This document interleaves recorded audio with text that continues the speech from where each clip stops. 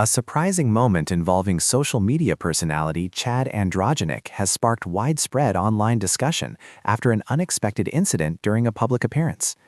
According to eyewitness accounts and circulating videos, CHAD Androgenic experienced visible distress after a fan reportedly snatched his wig during a close interaction. The sudden action exposed his natural hairline in front of onlookers, leading to an awkward and tense scene.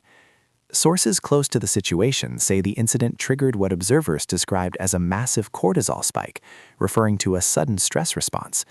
Cortisol is commonly known as the body's primary stress hormone, released during moments of shock, fear, or embarrassment.